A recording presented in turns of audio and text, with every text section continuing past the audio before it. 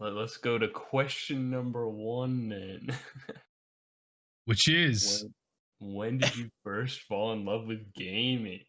Who wants to take it away? sheesh. Wait, I love wait, I love before love first podcast. I know, Yes. Yeah. like I was about to say, before we even ask any questions, should we get to like introduce ourselves and figure out who we're True. talking Good to? point. Yeah, Yeah, probably. That makes a bit sense. absolutely. Let's go down. Let's just do it in the order because it automatically alphabetically lists our names on the left. Good point. Okay, Easy. Nice. That leaves me. I am a Twitch streamer as of September 13th, 2020. So pretty new in the field. I mostly play things like Overwatch and chess, but I also like playing basically any game I own, which is a lot, which is kind of bad, but whatever. That's relatable. I play instruments. I like biking. That's about it. Ooh, there you go. Wait, what instruments do you play? I play cello and bass guitar. My man, that's nice. what's up. Ooh. I love that. Yeah, Slap I in the still face. owe someone a bet to play on stream, but I haven't done it yet. So at some point, I got to do that. That'd be good. Music's a good category on Twitch as well. Really good fun. I know. Really good fun there. Is there Yeah. really a Yeah. musical category on Twitch? That's Yeah. really awesome. Yeah, Oh, Yeah, thanks. the only Apple problem is- software update. This is the best time for you to pop up. Oh yeah. Yeah, the only downside is like you just can't have video on demand for your music. That's really it. But like, as long as you record it. Yeah, pretty cool. 'Cause, yeah, it's a real growing part of Twitch as well. Because I produce music, or I used to produce music, Right. and I used to watch a lot of production streams on Twitch. And that was like, it was a little bit smaller then. Now it's just huge. Like every artist is or like a lot of artists are streaming on Twitch every now and then. Like production, like a lot of the hip hop guys stream on Twitch. There's a lot of really good stuff on Twitch for music. That's cool. I've been thinking of doing some music streams, but I haven't quite come up with any great ideas for it. Fair enough. I think you should. That'd be cool.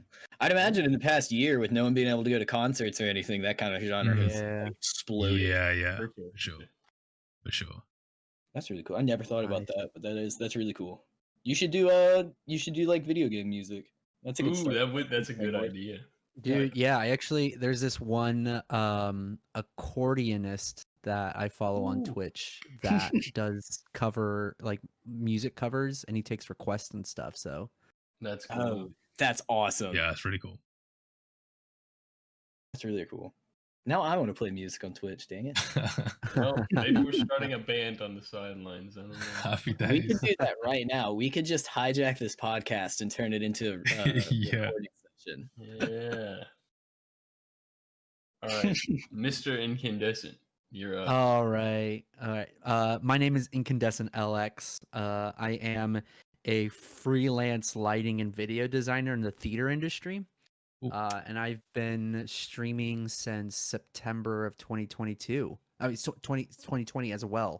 Not 22. That's soon in the A future. man of the future. Sheesh, man. You so got goals. I do have goals. I'm prepped. But so I was working for the theater industry for the last couple of years, and I was working for this company down in Oregon, but with COVID and everything, our whole industry is basically like gone. Yeah. So yeah, I moved back to be with my family in the East Coast, and now before I started streaming on Twitch, I actually ended up being like a live stream consultant for a couple of theater companies in the country. Okay. Just like helping them, because I have a background in video design and graphic, like just a graphic editor and such. So The most qualified of all of us by far.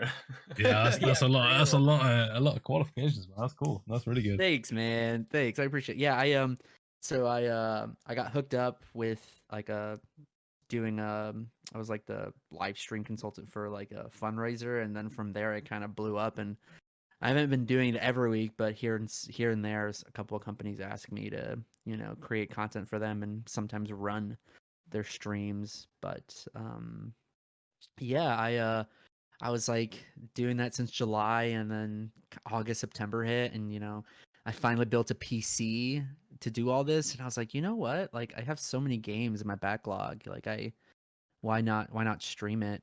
So I'm a variety gamer, but I really specialize in like Nintendo based games. Family. So I play a lot of Mario Kart. I play a lot of Super Smash, Splatoon 2.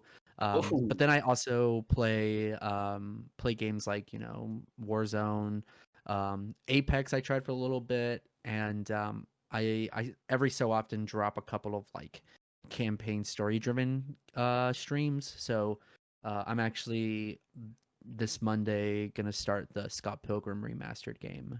Oh, I've never even heard of that. Oh, that's awesome. Yeah, I just saw the trailer. super cool.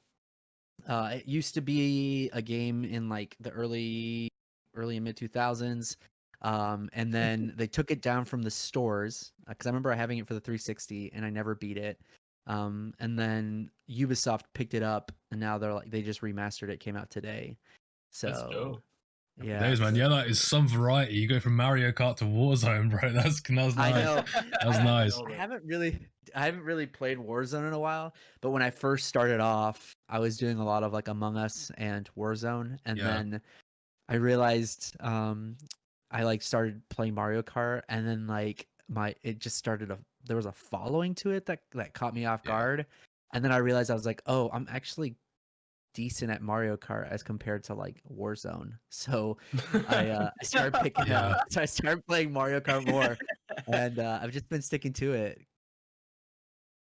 That sounds really good. Yeah, it's nice. There's some games like that just like they're really nice to like stream because you can quite easily get like a few people in. There's just like some little niche games like that. I mean, Mario Kart's a massive game, of course. It's interesting to know that's one of them on Twitch where you can like get a nice following from it, which is cool. Yeah, great game. I also started diving into Sea of Thieves recently as well because I have a couple of buddies. There's a good pun in there. I know, deep diving into it. I have it downloaded, so maybe you can show me a couple things. It's fun, dude. I've been playing it with some childhood friends of mine, and every so often I go on my on my stream with it, and it's fun. It's casual. It's by the same creators that made like Banjo-Kazooie, all the old schools, you know. Rare game. It's I haven't played it in months. I love that game though. Yeah, it's so nice. It's so relaxing, and now I'm like obsessed with shanties now because of it. That's I just moved into a new place, and when we got here, we were just kind of taking stock of everything. And I have a banjo. It's one of the instruments I play, and so I got my banjo out, and my roommate Dylan looked at me and went, "Oh my god!" And I said, "What?" And he went to his other room, and he didn't come back for a while, and he came back with a full functioning accordion. And so, oh my god, he and I and our roommate Bennett, we have like all the necessary pirate instruments. Because I have an ocarina and a banjo, he has an accordion, and so we just have everything we could possibly need. That's so awesome. Yeah, now that you mentioned instruments, I forgot. Now we can mention. I haven't played it in a while, but I used to play drums, and I actually I haven't done it in a while. I'm actually about to get back into it, but I used to DJ a lot in high school, and now now I'm thinking about you did like the school dances and stuff. Yeah. So my high school was very different. I went to like a magnet art school, and we had like a full functioning theater. Like back in the day, it was once like a roadhouse for concerts. Like I kid you not, bands like Kiss and Rush and them performed at this space. Damn. And this high school just took it over because no one was using the space anymore. And I would end up like DJing a couple of like mini concerts at this space to help like our department raise money and stuff. And I remember I built my own like dead mouse head and everything. Like nice. Dude, that's what's up. It was a phase. It was a phase, that's for sure. It was a phase. Sounds like a cool phase, bro. What was your head though? Was it like a mouse head still or something else? Yeah. It was like a straight up, like I was online and I was like, yo, I was a huge fan of Dead Mouse at the time, and I was like, yo, that helmet's sick. So I found some specs online, got the parts, and then like made it so that it was like full functioning, like had LEDs in it and stuff. Like it was it was pretty dope. And then I found it while I was moving recently, and it doesn't work anymore. So I just was like, I'm gonna toss it. That's a Oh, shame. dang. That's cool That's though. still Yeah. Very that's cool. though. That legacy, that's major. That's awesome. Yeah. I gotta ask, because you said you have a theater background. I also have a theater background. I'm a theater major, and Oh, so hell yeah. I gotta ask the stereotypical theater questions. What's your favorite show and what's your favorite musical? All right, here we go. Ready? I don't like musicals. Fair. I'm gonna be personal. Yeah, that's super I fair. I've designed too many musicals to make me realize that like I'm just not a fan of them. But if I have to decide, I am a huge fan of Heathers, the musical, Ooh, that's a good. because it's grungy as hell, and I love it. And then play wise, oof, man, I've done so many plays. So I worked for the Shakespeare Fest in Oregon, and like, Oh, dude, nice. I would have to see so many Shakespeare pieces that like I'm not saying I'm fluent in it, but now I like understand why people come see it so many times. But if I had to choose a play, it would have to be there's this new piece I worked on called Mother Road, which was made by a guy named Luis Octavio, and he basically depicted like I don't know if y'all know the stories of the Grape of Wrath. The Grapes of Wrath. It's a story about a guy traveling from Texas to California, and like he's discovering who he is as an individual. Well, this like playwright modernized it to follow the same trail, but instead you're following this like Mexican American that's learning about his heritage and realizing that like he's actually a part of a family that has a lot of fortune and stuff. It was super dope. I was the video programmer for that one, and it was like the world premiere and stuff. Yeah. Very cool. Very, very cool. There you indeed. go. Yeah. That's what's up. Nice. And I'm very happy to find another like theater person, YouTube, Twitch, streamy type person to use the Dude. scientific label. Yeah, I honestly like what I originally wanted to do with my stream was I was gonna try to bring in theater, like people that work in the theater industry with me, or like people that I can meet up with, and like I would just play my goal was to try to do like a podcast thing where I would just play video games with like someone in the field and then just talk about the industry at the same time. Oh, that's what's up. That sounds super niche too. I don't think I've heard of anything that does that. It was fun, but like, man, it's like I'm waiting to get like a following and stuff so that it's not just me and someone from the field just talking to just ourselves and not anyone else just like interacting. So I feel that it'll eventually get there. Yeah, I have goals like that where it's like I want to play this game or I want to do this thing, but I want to wait until I have a following. Like there's this old PC game that I've loved it for my entire life called Black and White, and I'm like I want to play that for the channel, but I'm gonna wait until I have a following so that then I can spread awareness that this game is really good and should be played more. Yeah, fair. I've not heard of that game before. No, it's so much good, so much good. Into it. That's cool, man. That's cool. That was quite the intro, I will say. I appreciate it. I did not realize it was going to take that long. No, but it's good. That's like the point of episode 1. I would assume. Yeah, just getting to know each other. Exactly. Yeah, it's a good time. All right, Originator, take it away. My turn. Yay. Okay. Hello, I'm Legionator. I also come from a theater background. I have a double major in art and theater with a minor in art history with a focus in Japanese art and Southern American art because I couldn't decide. And all of that studied separately because they didn't offer an animation degree at my university, but I'm an actor and an animator. And I first attempted YouTube, was it 5 years ago now? Whenever I graduated high school, because I played video games with my friends and we would just goof off online the same way I do now, just on camera. And I'll never forget, there was a time where we were playing Team Fortress 2. We were on this server, and it was on the orange box for Xbox 360 to perfectly date this story.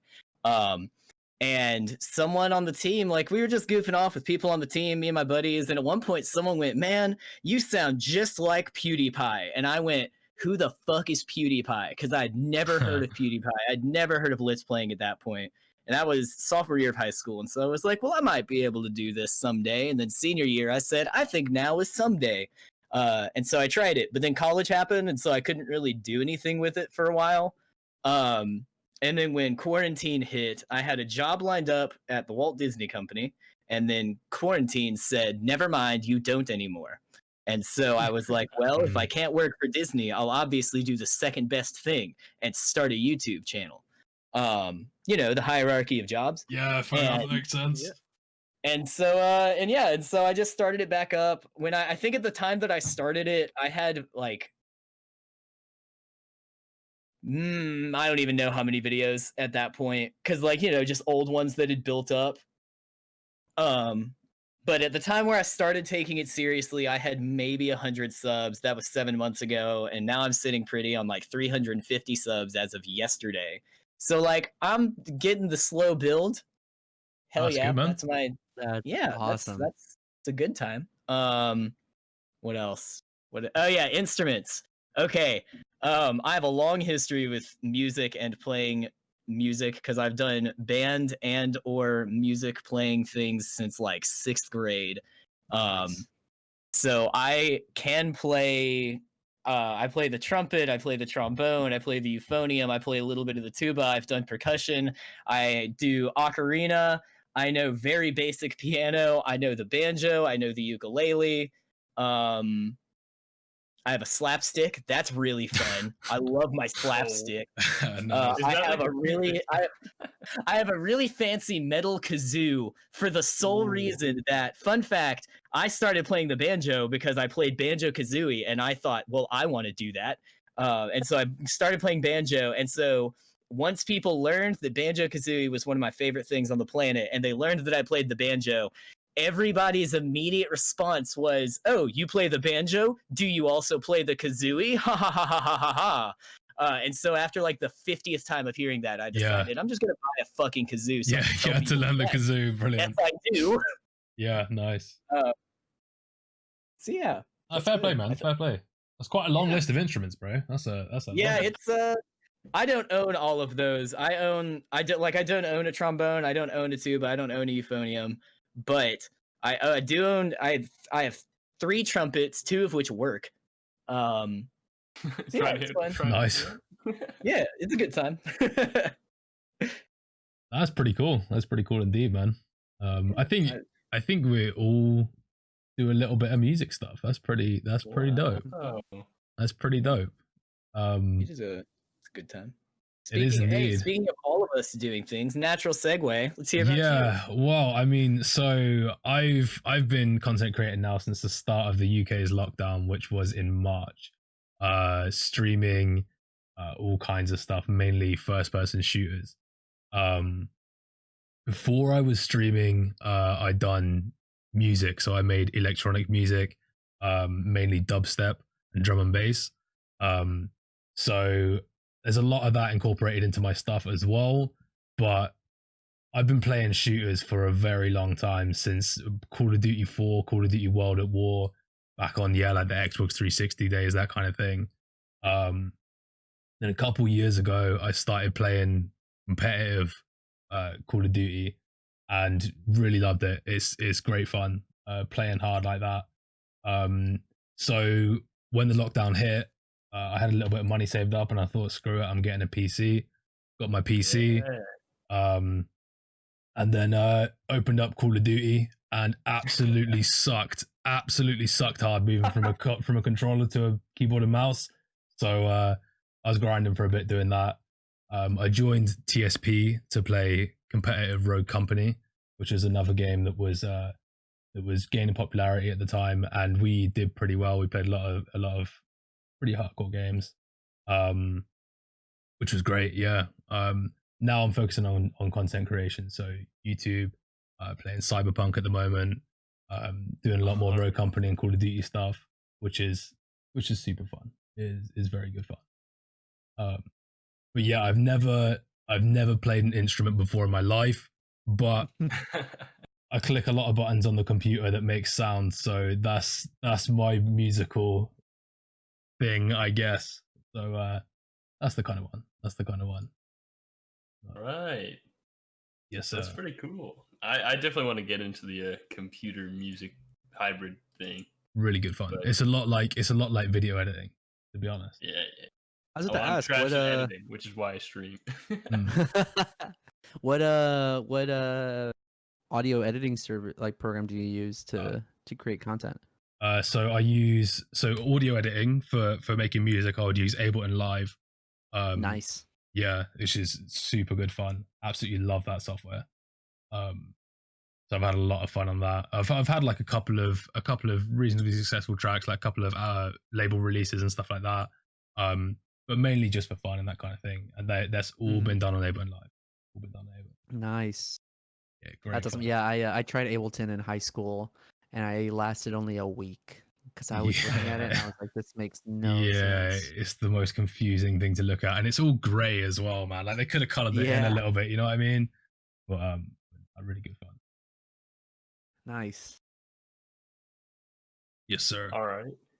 30-minute introduction. That's pretty on the nose. We can Happy days. Yeah, that's not I bad. mean, for four people introducing themselves for the first time, I think 30 That's minutes is pretty true. solid. Well, I took about Not bad. 10 seconds compared to you. I wasn't aware of the Yeah, depth. I got done with mine, and I was like, man, I feel like I didn't cover a lot.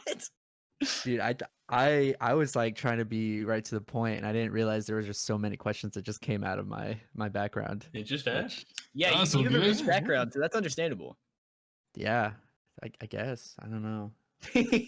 Oh, I did have a question for you, Luigi Nader.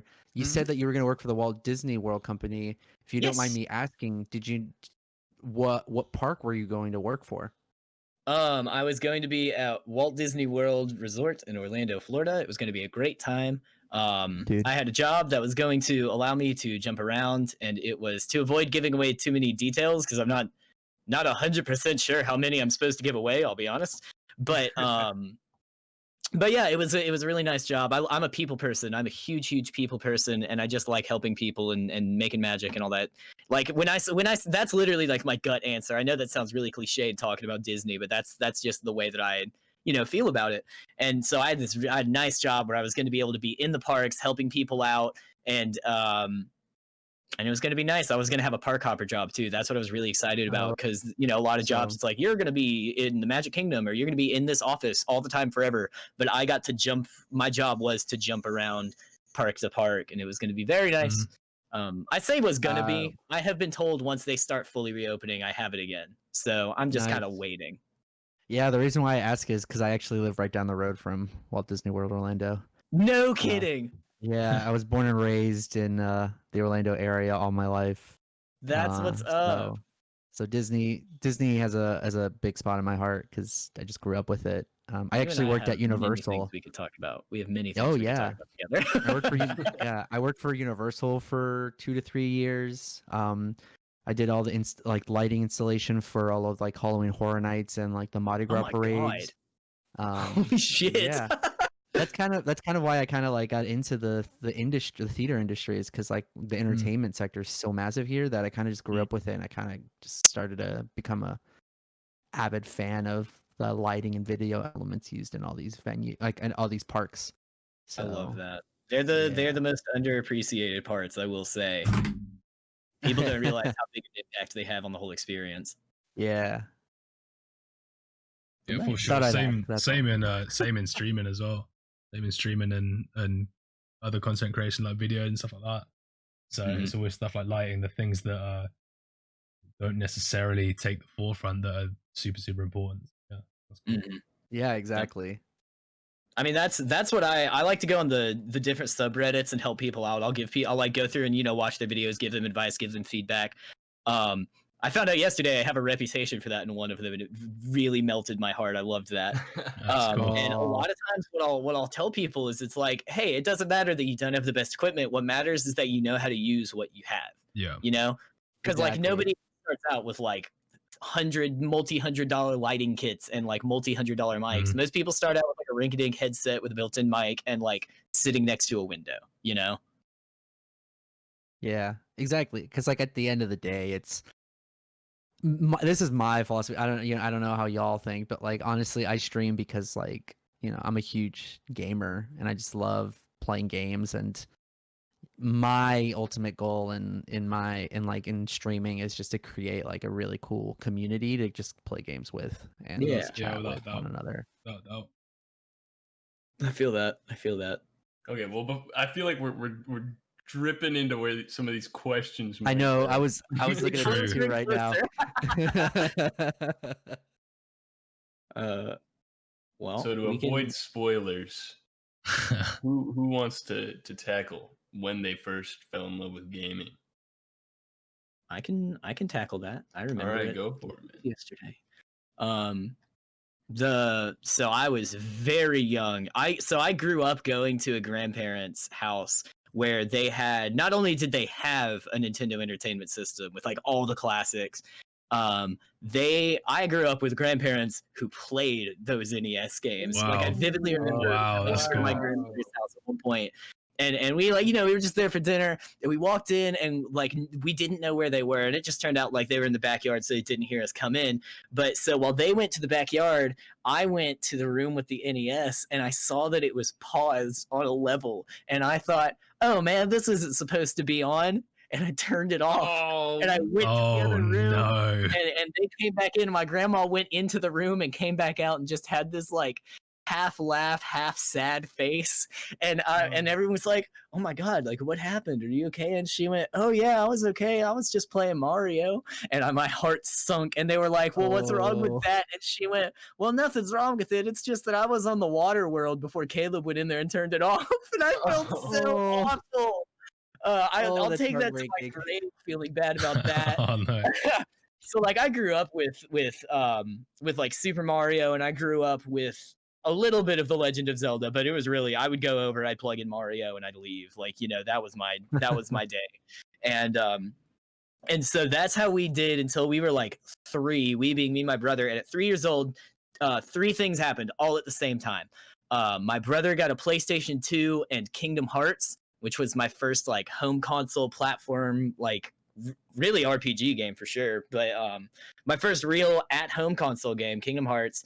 That was also the same time we got our first Game Boys, with which I was given Pokemon Blue and he was given Pokemon Red. Yeah, nice. Neither one of us was given a link cable, so we could not finish the games. And my dad got a new computer that was capable of playing games, and so we got to play Zoo Tycoon and Roller Coaster Tycoon and Black and White, all these great PC games. So it was really just like the floodgates just all opened at once, and I got like PlayStation, Game Boy, and PC, and it just kept going from there. So I really have been playing my entire life. It's a great time. It's been a great time. Yeah, fair enough, man. No, you're lucky to have had not only Nintendo but Sony and PC as well, man. That's dope. Yeah. Normally it's just one or the other or the other. Oh yeah, I super count my blessings on it too. Like that's nice. Sometimes it's really easy to be like thinking about the concept of privilege is a tricky thing for some people, and I think that honestly the thing that got it to resonate with me is like, Caleb, I don't think you grew up with like I think you were privileged growing up, considering how you've had a game console available to you readily since birth. So, yeah, I count my blessings on it. But I play Xbox now, but I didn't start playing Xbox till like high school. Yeah, fair enough. How old are you, if you don't mind me asking? Oh yeah, are we going around? Are we doing ages? Can do, yeah. It's just because you said you've been playing since birth. I was wondering, like, when. Oh yeah, no, so that's 23 years for me. I'm 23. Fair play, man. Fair play. Yeah, I'm 24. I didn't get my first thing till I was like 6, I think, 6, 7. Yeah, I'm a bit of a later gamer as well, but how late are you talking? Well, not that late. I mean, my first game. I guess Nintendo probably has the monopoly on everyone's first game. I was a big Pokemon lad at the beginning. Yeah, me too, man. Me too. So like Soul Silver and Diamond and Red. Yes. I played a little tiny bit of Red and Emerald. So those games are always going to be my first. And then my first like technically real video game was Skyrim. I put probably the most time out of any game other than TF2 into Skyrim. Oh, wow. Another TF2 man. I stopped playing TF2 a couple years ago. Damn it! I'll boot it up. I mean, I had 8,000 kills on my rocket launcher. I was so proud of that. Man. Look, yeah, no, you boot it up again. It can be you, me, and the bots. Does anyone even play anymore? Like, It's actually got a sizable player base that is slowly growing. I didn't think it was Whoa. growing, but it's been slowly growing over the past year, and that makes me happy. wow. Nice. Yeah, good old TF2. Yeah. I mean, I was basically a DS Pokemon player, and then we got a PS3, so I played Skyrim on that, and that was basically all I played on the PS3. And then I got a computer, a laptop, a crappy Toshiba laptop when I was 13. And that was my introduction to the video games world, I guess. Because, once you get a computer, you've opened the floodgates. Yeah. You can download Steam, and it's insane. Yeah. So from there, it just all went downhill. Now we're here. It just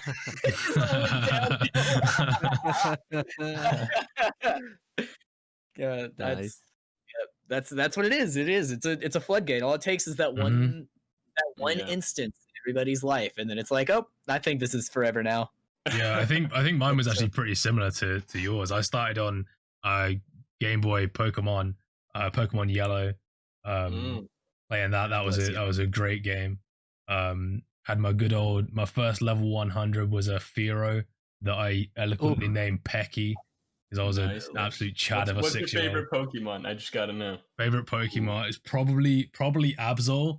Not the most powerful, but he's just edgy as hell, and I think that's dope. Yeah.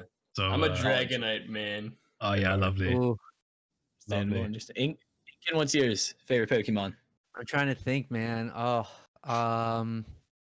what are we talking? Like Gen 1 Pokemon? I'd say- Is that where I would say all or- Pokemon. all Pokemon? Yeah. Oh man. Ooh.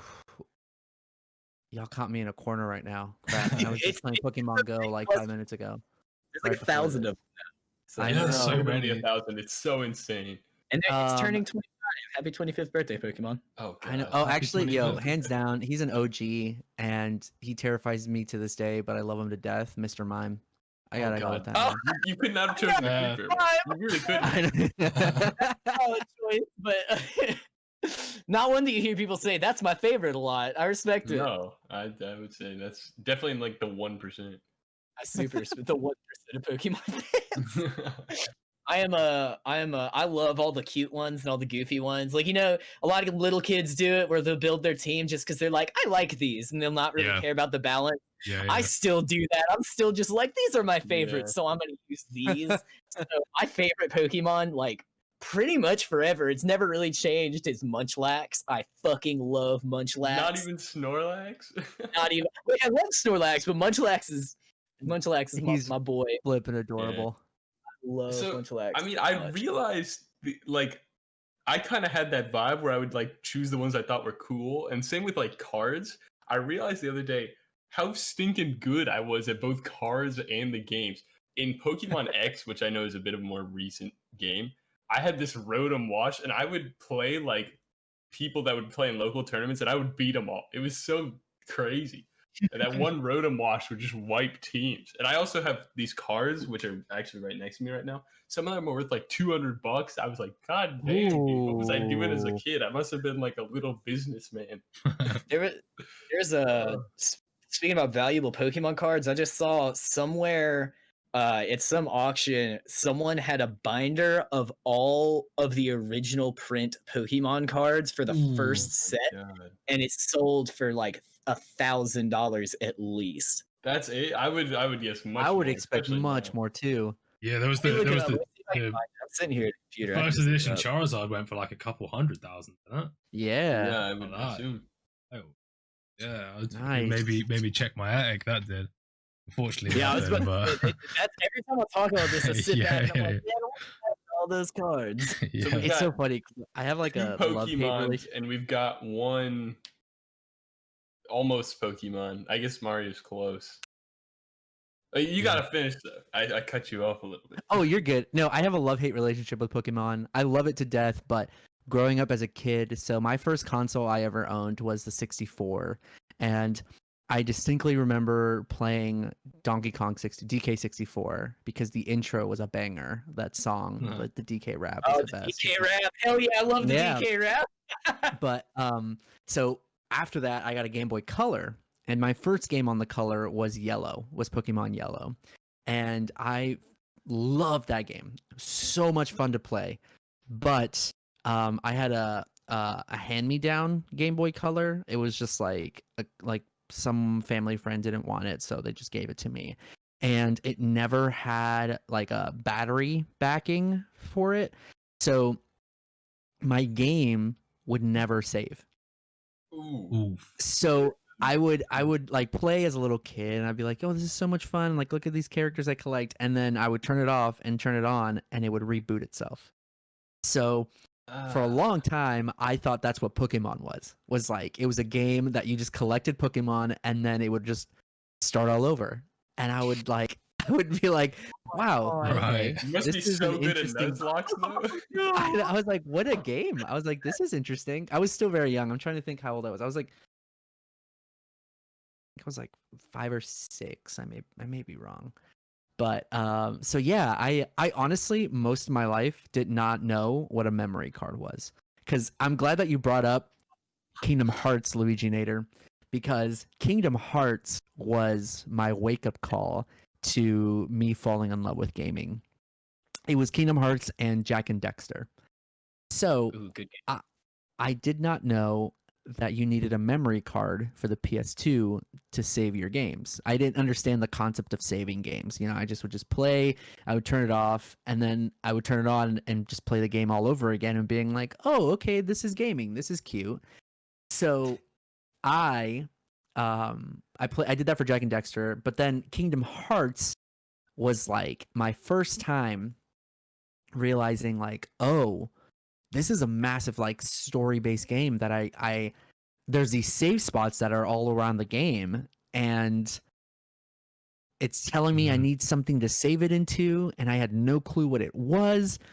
And I kid you not, I was stuck on Destiny Island for a year and a half until I realized there was more to the game outside of that island.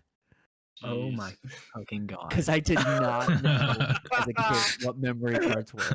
So the day I had a cousin was like, he came over and was like, "Hey, your PS2 doesn't have a memory card." I was like, "What the heck are you talking about?" And he's like, "One of these things." And I'm like, "This is what you need to save the game." So I plugged it in, went into Destiny Island. I like finally made it to Traverse Town, and then I was able to save, and I was like, what the heck is this? And after that, I was sold with gaming. I was like, yeah, that must have been mad. That must have been insane. If I have to replay like 5 minutes of a game, I don't know how. Bro, I was like, I think I was around 10, 9, 10. I'm trying to remember. Time is so weird now.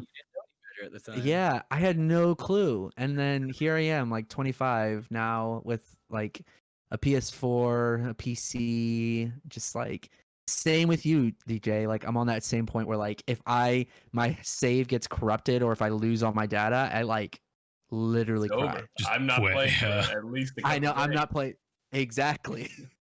I feel that. I gotta ask. So you played it on Destiny Island, which is just Sora and Kairi and fucking Riku. What? How did you feel looking at the game cover that has like Mickey Mouse and Donald Duck and Goofy? Did you think they were just there for show? I thought so too. Well, and like when you're in the beginning in like the intro and you're like going down the queen, like the princesses and stuff, I just thought, oh, this is cool. There's just like some imagery of Disney princesses. I guess is their equivalent of them of their Disney stuff. But then, I kid you not, for a year and a half, I was just playing mini games with the rest of the people from the island, thinking that was the game. God, my brother and I had that. We got Crash Bandicoot 2, which was a PS1 game, so we couldn't save it on our PS2. And me and my brother, instead of being smart and going to GameStop and saying, "Do you have a memory card that can save PS1 games?" which exist. We were just like, you know what? Let's just beat Crash Bandicoot 2 in one sitting. And like we got to the point where we were getting to like halfway through the game at certain points, like, and never beat it, never did beat Crash Bandicoot 2, but I know your struggle of not having a memory card and not knowing that there was like another way, essentially. What a time where we had to rely on like a physical like A memory separate card. thing. Yeah, Yeah, yeah. It's not But quite the- cloud saving, is it? I know. Not quite. Yeah. Very I'm cool. glad. I'm glad that Pokemon had a hand in all of our. Yeah, individual- Pokemon was huge back in the day, man. It was is like still the number one. one selling franchise of all time. It is now, I- so it beat out Okay. Mario. Okay, Wow. it Well, earned at it, the end of the man. day, I would Nintendo, say man. 50% of all the people I know, not people my age, like have Pokemon as a part of their journey. Yeah. What? It's good. I have a lot of problems with Sword and Shield. Sword and Shield's the first one I've had a lot of problems with, but That was I still the love first one. I did not play. The last one I played was like Omega, whatever, Alpha or Mega Ruby Alpha Sapphire. and then Yeah, I that's sold good. my 3DS to buy a PC. Nice. A fair trade, honestly. Yeah. So now I it's so have the funny. games, but I can't play them because I don't have. the 3DS. Dang. I think one of the great things about Pokemon as well is the way that like they've been releasing for so many years. Like when I was super young, I was playing Pokemon Yellow, and then got a little bit older and played like Fire Red and Leaf Green and that kind of thing. Then got a little bit older and then played like the Soul Silver and all that kind of thing. And even now, I have a Pokemon Emerald emulator on my phone. Like, don't tell Nintendo if any Nintendo staff are listening. That was a joke. But yeah, I mean, I still have that on my phone, and even still, just play it every now and then. Man, it's just so good. It's just timeless. Really timeless. Yeah, and like the thing about it is like, I think every kid, from when we were kids to now kids in 2021, Mm. like Pokemon is just a really cute game. Yeah. Like it's so funny because like so my girlfriend was not a gamer before we dated. Like she had a GameCube and stuff, and That's she so played like, embarrassing. Oh my god. played like 101 Dalmatians and played Oh, like she played like Crazy Taxi because she also had a Dreamcast and stuff. And I remember we had a conversation early on in our relationship where I was like, "Oh, I'm gonna play Sword and Shield," or not Sword and Shield. What was it? It was I don't remember what game it came out then. But she was like, "Oh, Pokemon. I haven't heard of that in so long." And I was like, "What are you talking about?" And she's like, "Yeah, I used to collect the trading cards when I was a kid." And I went, "You collected Pokemon cards?" And she's like, "Yeah, my dad and my friend and I would always go to the flea market and would just get Pokemon cards for like 99 cents. And then we would just look through the packs and then just keep the cute ones and then discard the rest." And I was like, "What?" So she showed me her Pokemon cards, and she has one that's like valued at like $400 or $500 right now. God. I mean, I have some like Trico Star and Entei Star, each are which like $200. I'm like, how did I get these? I think what I did is I would go to like summer camps, and then people would have the cards, and then I would end up having the cards by the end. I was Stealing just a Pokemon monster. cards. Well, I didn't steal them. Making I a probably fortune. like, Tra- gave yeah, them, like my ruthlessly dessert or trading. something. Oh right. Yeah.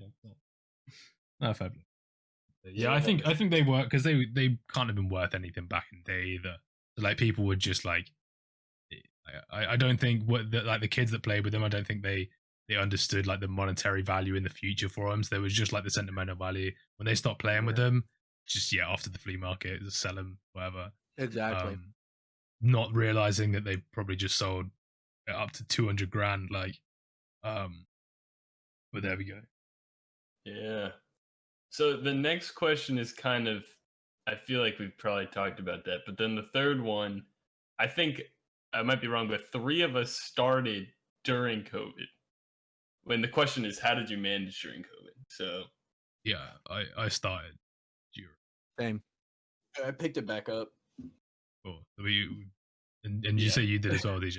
Yeah. yeah. So yeah, I mean, for me, it's only been growth in COVID, right? Because it's literally started from zero. So, but I mean, from what I hear from people that have been going for a little bit longer, there's a lot more people in it now, but there's a lot more eyeballs on it. So yeah, it's all in all, it's been obviously horrible thing for the world, but in terms of the gaming industry and the content creation industry, a lot of people have been able to like be discovered and things like that, and make careers and stuff. There is some positivity.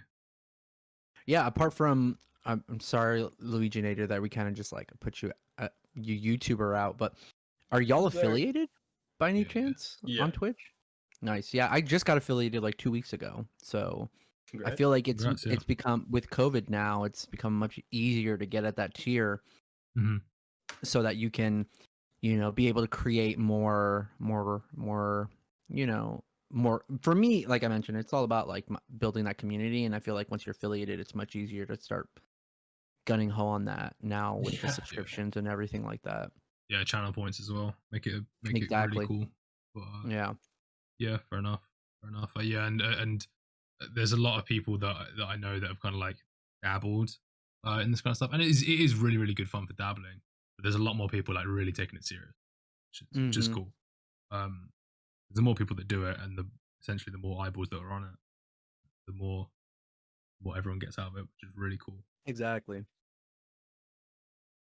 Just a shame it had to happen in such circumstances. But it's kind of a poor trade-off. But like, I think at the same time, it's unfortunate it's happened at this time, but I think it is brought awareness to not just the country, but the world, that we are going to a virtual system. Like schools are now realizing how convenient it is. Like theater, like entertainment sectors are realizing. Like, I feel like this has been a curse and a blessing at the same time, if that makes any sense.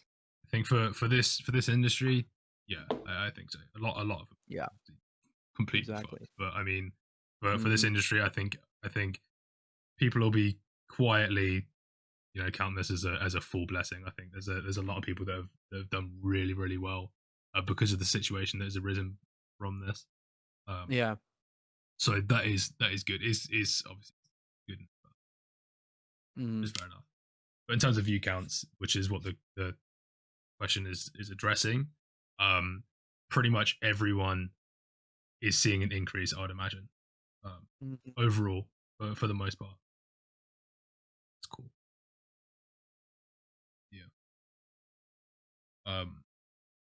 So the next one is something that again might be affected by us all starting during this pandemic, but how are you able to stay motivated during COVID? I mean, I'm not sure what the lockdown situations are like where you guys are, but the UK is like fully locked down. Like, people not allowed to go outside unless you're going to the shop to buy food to keep yourself alive, kind of thing. Like it's fully locked down. Like all the bars and restaurants have been closed for a while. They have opened back up every now and then, but pretty much everyone's just been inside. US is kind of different from area to area. Where I am, it's not super bad, but also like everyone's basically inside 95% of the time. Yeah, man, that sounds nice. I live in the southern United States at Inc, and it sounds like you do too. Yeah. Well, I do too, but North Carolina, so it's not. You down here, man, in Alabama, and now in Georgia, because I just moved. You would not know there was a pandemic, and that's really scary. Yeah. Dude. I went on a road trip from Texas up, and seeing like as I progressively got north how things changed was very interesting. Yep. Yeah. Moving from Oregon to Florida was like a massive slap to the face, because like over there they were the first state to kind of shut down in March. So like, that's true, it started. Right. Yeah, it started in like Seattle and stuff. So yeah, we shut down really quick in March, and a little backstory. So the theater company I worked for was like, oh, we're gonna be shut down for 2 weeks. Those 2 weeks in March then ended up being, oh yeah, we're gonna open in September, and then September went to July of this year. So so I had to move back here to be closer to the family, and my girlfriend's family's here as well. And coming from there, where everything is strict, you can only go out for certain times. Everything has protocols and stuff. To then come into like the South and like Florida, in the Orlando area, and like Disney's open, and like tourists are Yeah. coming like crazy. So it's become, it's weird. It still feels normal, but with like a mask on. That's really it for me. But yeah, I try not to leave as much either, and it's tough sometimes. I'm gonna be real when it comes to streaming, because I do work in front of a computer a lot in regards to like video editing and stuff. That I spend like a good 7-8 hours on editing, and then go into a stream, and like my eyes are just physically And exhausted. I mean, for me, the thing is I, as a musician, I want to keep my ears intact for as many years as I can. I'm younger than all you by far. I'm 18, so I'm trying to not wear headphones, and doing that while streaming is basically impossible. Yeah, pretty much. Yeah, I screwed my ears way early, mate. Yeah, definitely look after them. Yeah, I was about your I'm age always when I paranoid about it. started making dubstep and listening to that on full volume for Oh, like yeah. 10 hours. That didn't do much. Yeah. Yeah, but I I'll mean, do it. yeah, I mean, so I suppose in order to stay motivated during COVID, I mean, for everyone, it's going to be a little bit different, because people are going to be, some people are still going to be working and things like that. But I mean, for in the UK, being like completely locked down, it's just being stuck in your room for like what, 4 months, 4 or 5 months, and then we were let out for like a month, and then back in for 4 months. Yeah. There's a lot of unique challenges to that. So, staying motivated, the easiest thing that does it is just seeing the same faces come into Twitch chat and just saying hi. Literally, it just makes it just like, okay, cool, that's why I'm doing it. That's really the motivation. But there's a lot of unique challenges, I think, when you're in a situation where you're stuck in a room for 4 months that most streamers beforehand didn't have to deal with. So Yeah. because obviously it's quite easy to get yourself in a situation where you literally just sat looking at the same screen for 16 hours and then going to bed and then waking up doing the same thing. So you got to kind of keep it varied, which is a very interesting challenge. But yeah, it's Twitch chat makes it worth it. Yeah. So, next question then. What was your worst and best stream/video? This is a tough one for sure. Worst and best. Huh. All right, I know one hands down, Cool. because Love it that. haunts me till this day. Okay. Every time I wake up in the middle of the night, it's because of this specific moment. Okay. Let's hear it. First stream, I had my mic muted for the first hour of it. Oh yeah. That's actually not so bad. I've done that recently. Yeah.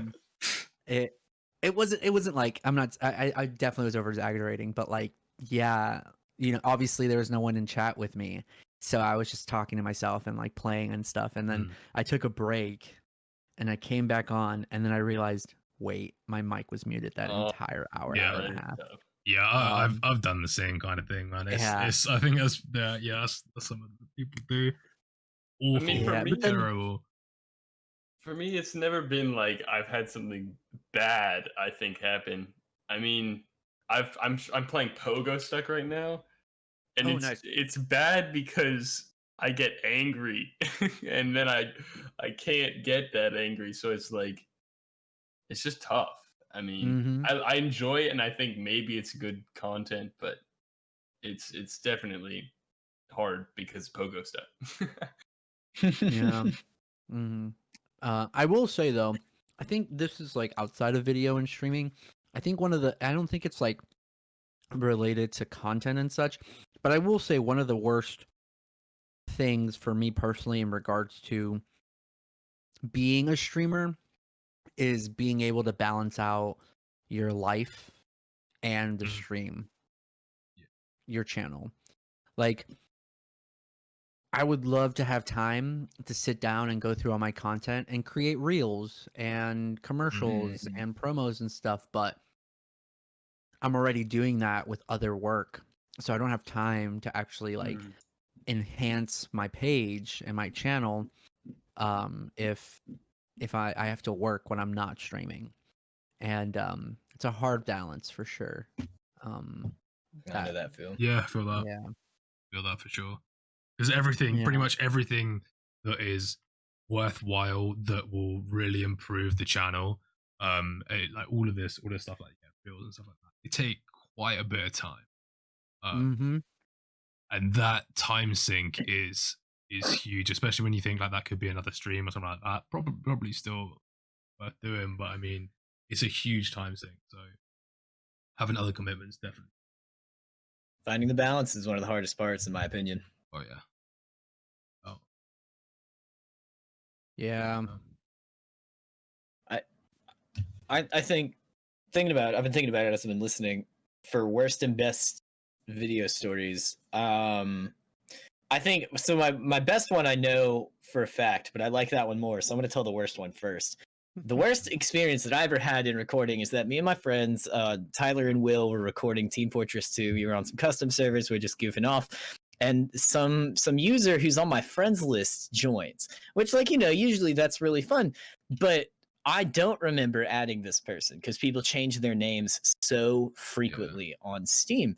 Well, the person joins, and it's this kid who just had no business playing such a violent rated in video game. I don't know his exact age, but I know that it is around the age young. And he was very loud. He was very this close to his mic the whole time. Nice. And he was yelling. And so it was already bad because I was like, hey guys, my bad. I'm sorry. He followed me here. I don't know why he's on my list. He's no longer on my friends list. That reminds me of something that's just terrible, which I'll bring up when you're done. and so he was like already just being really obnoxious, talking over people, not letting other people finish jokes.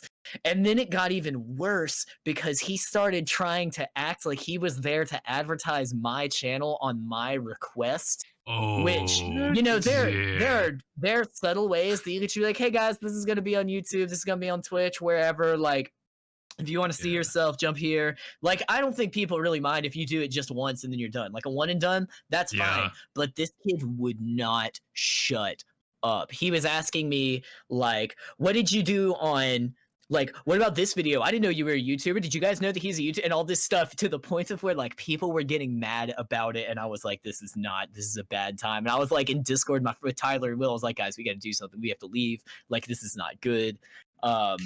That's my worst experience, is just dealing with. Yeah, that sounds terrible. I would. And that in general. The best experience, again, something that I like a lot more, is I played through Silent Hill, and on the 4th video of the series, there's a moment where I cut from old footage to new footage really early on because, I recorded too much in the first session, and so it just overlapped a little bit. And in between the time that I recorded that and recorded the new footage to keep the video going, I had really gotten a lot of good feedback and really gotten a lot more confident based on feedback. And I really like going back to watch that video every now and then because there's a like a very marked shift between the first footage and the second footage in terms of increased confidence, increased quality of the commentary. And it's just like, that's my favorite video because I literally can see the moment where I felt like I could actually do this now. There's definitely a mark in my content as well where you could tell I stopped just saying what was happening in the game and I started actually the ultimate curse, God. I think it's natural. Everybody starts there, but then at a certain point you're like, man, maybe I should, show, don't tell, and talk about other stuff instead. It's cringeworthy going back and watching some of my old stuff, just listening to me be like, all right, I'm gonna do this now, I'm doing this, can you guys see me? All right, bye, end of video. And it's like, well, here we are, we've made progress. So the thing that your thing reminded me of was I did one Jackbox stream, and I did not cover up the code prior to the game starting. And a man came into the stream. I didn't notice, and he joined, and he put the username Black Killer.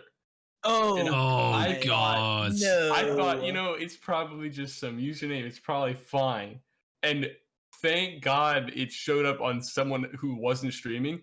But we did the one where you give other people prompts, and he just put the N word like 10 times for every single prompt. Very And clever. If like it had that, shown- man. If it had shown up on my stream, it would have been way worse. But luckily, Yeah. someone else caught it first. That Holy was shit. definitely by far the worst moment for me. Yeah, no, I think you definitely got me beat there. Yeah, that was that one. pretty bad. It's moments like that that may like have me very paranoid about doing a Jackbox night on my Yeah, stream. you definitely gotta either do it with people you know or do it with people like that you screened beforehand. Yeah. You can just keep it because like I love having people in an audience playing Jackbox, even when it's just me and my friends, like not streaming, not on YouTube. So you can just like release the code only once the game has started, so they can join the audience and they can vote. Yeah. But that's it. Mm-hmm. God, That's I'm gonna smart. do Jackbox now. Oh Yeah. man, I should get a bunch of streamers together to do Jackbox. That'd be Yeah, fun. I mean, I own all They seven. have that new so overlay. We could make it They happen. did just get a new overlay. I own We all got 7, four right but I here. own them on the Yeah. Switch, so I can't do it. I have it on my PC. I have all of them on my PC. I do too. I was about to say, if you two both do, that's Yeah. absolutely a move we should make at some point. Just putting it out there. Everyone That's a listening to this classic. podcast, you've heard it. You got to keep us accountable. classic stream game. That quality Yeah, game. yeah. 100%. So much fun. It's a good one.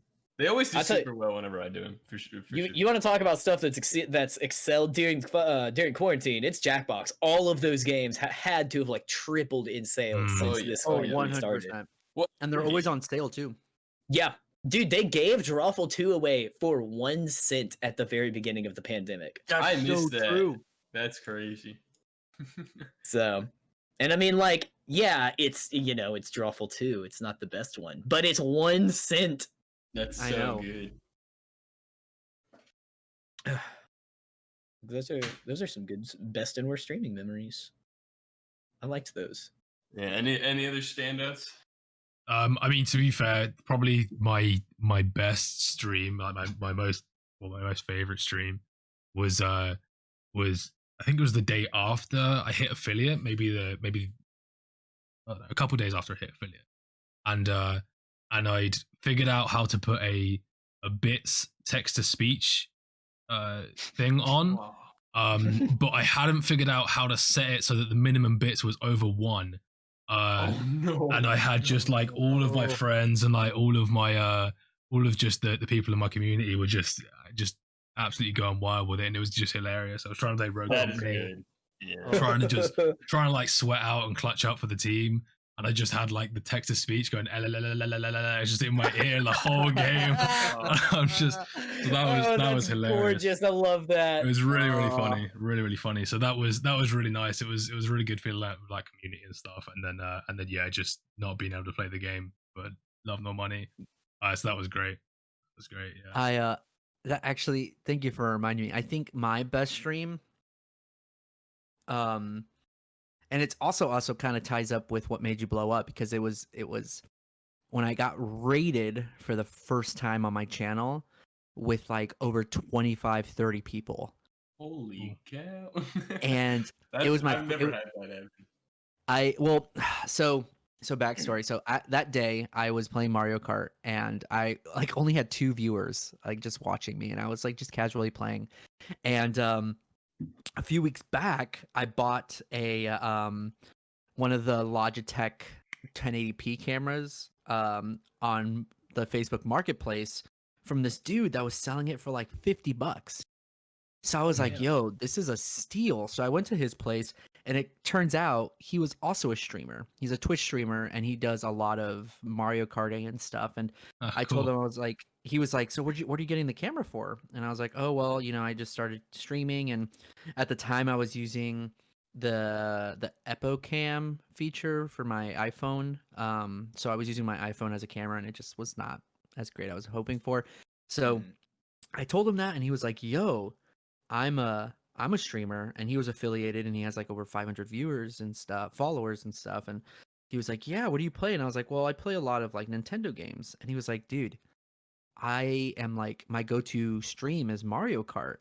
So I was like, oh shit. So we exchanged each other's like names, and we followed each other. And one day, that day that I got rated, he was with a friend of his, and she was like, oh, we should rate a channel. And he was like, oh, I know the perfect guy. And that's how I got all of their followers go onto my channel. Wow, yeah, That's That's crazy. legit.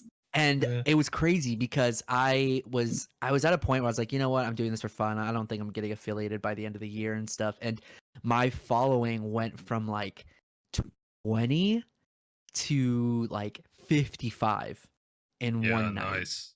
And I was Sick. like, oh my God. It was like one of the I honestly like was shaking by the end of it because I was like I was messing up I was losing every match and stuff, but like I was just in it. I was having so much fun. That was really my click point for me changing as a streamer because like I look at my first couple of videos like everyone else and I'm like, oh, these are bad. And then Yeah. after that stream, I gained so much confidence and I was, people Well, were you commenting go on from talking to no one to talking to someone, right? exactly. That's That's a And the people that huge were difference as well. yeah, and Such the a only difference. people that were following and watching me were just like family members. So I was like, "Oh, hey mom, hey dad, like thanks for watching and Hmm. stuff." And but after that, people on my chat were like asking about my overlays and stuff and where I got it, and I told them I made all my content and like all the feedback I was getting, same with like how y'all were going through, like it was like a click for me. I was like, "Oh man, this is fun. Like I can definitely keep doing this more often." And that was my big like, oh dang, like I'm here for a bit. Like Hmm. I'm really enjoying this and like I'm at affiliate now because of that moment. And that was my big blow up moment for sure. That I till this day like keep in my heart. That I'm and waiting for my big blow up moment. I hope it. I'm hoping. I was about to say I'm definitely still waiting for mine. and the thing was, it's like it was a small big blow up moment. It wasn't like I'm not at that level with like PewDiePie or anyone else and stuff. But like to me, it was like a big blow up for Yeah. me, my own level of my stream and such. And then also getting clipped for the first time by someone that wasn't me. Was, Yeah. like, I got Yeah. someone. I was playing Mario Kart, and this dude on the server had a name that was called, and I kid you not, his name was I fap to Luigi, like verbatim. That was his Oh, name very on nice. Mario. Amazing. Oh no, I had, I'm uncomfy. I know, but I just kept randomly repeating his name because I was just mentally being like, wow, someone really called themselves that. Someone And- really went with this. I know, and there was a viewer that clipped me just saying during a random small moment where there was no audio or anything, me just saying I fap to Luigi, and now it's this 9-second, like 5-6 second clip of Damn me it. saying that out of context, and I was like, it's till this day one of my favorite clips that I've gotten so far on my channel. I actually do have one clip that, for some reason, got like more views than any other, and I have no idea how it happened. It has probably 5 times more than my second best clip, and it's just me gifting a sub to the wrong person 2 times because I promised someone I would gift them a sub at 100 followers, but I never figured out how to gift it to the right person, and so I will never get those $10 back. That was You just gifting just straight into the community rather than to the person. Yep. Yeah. I've done that before. I've done that before. I think that's Twitch. That's them. That's them being smart. I think. I don't think that's an accident, mate. They're scamming you, bro. yeah. They know it's hard to do, terrible. man. They know it's hard to do. So I think that's all but the last 2 questions. And then so the next one is, did you feel like content creating is too much? Interesting. Well, I mean, we're all still here, so I guess in the end of the day, we didn't. Sure. Yeah. I've definitely had moments where I was like, I can't do this right now, just because, like I said, like I started this channel 6 years ago. I've only actually used this channel for like 7 months, Mhm. So like, when sometimes life gets really busy and you just don't have time for it, or I don't know. I used to when I first got back into it, after about a month, I was like, I think I'm hitting burnout. This is just too much. Like I'm doing too much at once. But you just kind of, you just motivate yourself to keep powering through those moments. At least that's what it was for me. Yeah, I feel like because the thing with any kind of career like this, so that kind of performance kind of career, that kind of thing, is you'll get you'll get lulls and you'll get like peaks and troughs, right? Yeah. I feel like for the sure. point when you get a trough and you're putting just the amount of effort it takes to create as much content as you want to do, and like do all the ideas that you want, when you get a trough, I feel like that's where it gets tough. I feel like that's where a lot of content creators kind of have issues, because it is super tough when like you're seeing no growth for a little while and you're still putting exactly the same amount of work in that you did before. So I feel like there are times when it definitely can be too much. But the peaks and the good bits make it all fully worth it. It's just being able to power through to that next step, I think, which is a lot harder for people. I know. And if I didn't, I'm sure this is true for all of you. If I was doing it and I didn't just like gaming on its own, there's no way. Like, True. Mhm. that's definitely True. a crutch, is that I can just enjoy the game and then build off that. Yeah, that's why. Except when it's pogo stuff, but That's why I don't chase trends as much as I can. Like if I see a game that's trending and I'm interested in that game, I'll play it. But like I don't typically seek out games that I think are going to get me attention and play those, because like I might not enjoy that game. I just do this for fun, you know? If you're not having fun with it, no one's gonna enjoy watching it. Very true. Right. I Very think true. talking. Go on. No, continue. You had it. You had the floor. I was gonna say, I think with that, there are certain games that do make sense to kind of not necessarily follow a trend, but like follow or not follow a trend in wider society, but like follow a trend in your statistics. So like some games I've started playing and like had a bit of fun with them, and then seen, okay, this game actually is really good. Like people are really enjoying this, and then you just play that a lot more. But in terms of overall, yeah, if you don't enjoy the game, that is a very easy way to make content creation way too much. If you don't enjoy the actual streaming part, that's Yeah. One of the things that I told myself, talking about troughs and talking about like just playing stuff that you enjoy, and I know I imagine this is easier for YouTube because people can go back and see my archive, they can see my back catalog. Is just because people aren't watching now doesn't mean they'll never be. You know, like I know on YouTube, one of the most solid things that I've noticed, and one of the most solid pieces of advice that I've been given and now give to people, is that rarely ever will people subscribe to a channel if they do not see consistent good content. So if you're making good content and nobody's watching and you just give up, you know, you're probably just giving up before you've been discovered. It's one of those kind of things. Yeah, very true. Right. I can't think of anyone that I've subscribed to outside of like friends and things like that. Like people that I've just found through the algorithm. I haven't watched more than like maybe 4 or 5 of their videos before subbing. Unless because I mean, friends and things, like I already know that I'm gonna watch their content, I'm gonna enjoy it. But like just a random channel that I find, unless I watch a few of their videos first, it's unlikely that you're gonna hit that subscribe button. Which I think is a little bit different on Twitch. Twitch harder because you can't do that. You have to. You're gonna lose it if you don't follow right there. Yeah, I mean, you gotta always be on your A game. There's exactly because Twitch is a little bit different, because I mean people know that when they drop into your stream, if you're a small streamer, the chances are they're probably not going to find your stream again if they do click off. So I feel like you are more likely to get that follow from just someone being there for a short amount of time, but it means that you have to for an extended period of time, like 4 or 5 hours, however long you stream for. It has to be content worthy of following, which is a weird. It's totally different. It's like a strange dynamic. But that's the where I was going. Yeah. Okay, here we are. Number, I don't know. I'm not kidding. Number the last one. Yep.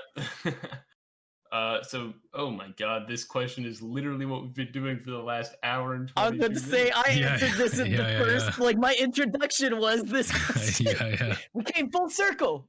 Happy days. That's nice. So, Gee, boys. Well, if we're coming to a close, I mean, I don't know. Yeah. Closing question. What is your favorite video game? Oh man, I mean, for me, Skyrim's always gonna be my favorite game. It's like Very what fair. got me in. I'm TF2. I have so many hours in that game, but I have not played it in too long. But Skyrim is like the type of game where I'm always coming back to it at least once a year. Something about it, man. I don't know what it is. It's a great game. I would probably, it would be up there in mine as well. I've put just a stupid amount of hours into that game. I would say it's one of three. It's either Skyrim, it's either Rocket League, because that game is an absolute beast. It's an untamed beast. Like you just Terrible. yeah, I sucked so hard at it. I was bottom rank and kept on losing, and then played it so much that I got like up to the reasonably high ranks. I was like diamond by the end. I stopped playing it. Nice. But that was a good game. And then or Call of Duty Modern Warfare, the new one, because it's where I started competitive play, and that's a huge part of one of those three. Yeah, I'm gonna stick with my boy Mario. You can't just say I've always Mario.